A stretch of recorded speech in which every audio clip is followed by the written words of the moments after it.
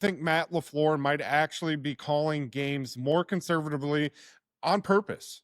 And that's not because he's scared, not because he's limited with his plays, but because he's might be holding back, parts of the playbook for later in the season as they make a playoff push into the playoffs. Now, just think about it here, right? LaFleur knows opposing teams study every second of film.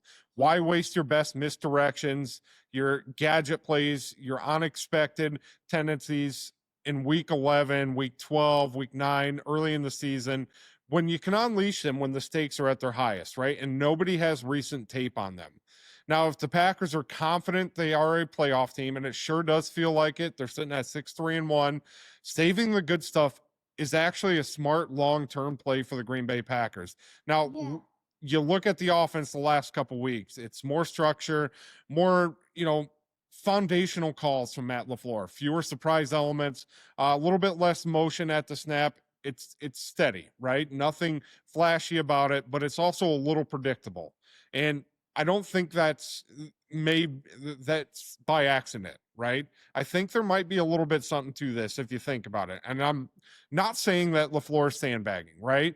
But what I am saying is that he might be building a base offense now and keeping the creative plays, the deep misdirection stuff, the rare personal packages tucked away until, January football. Now, imagine a playoff game, people, where the Packers suddenly roll out of 12 personnel, fake the run, leak a tight end to the backside, hit the deep cross, a play we haven't seen all year from the Packers.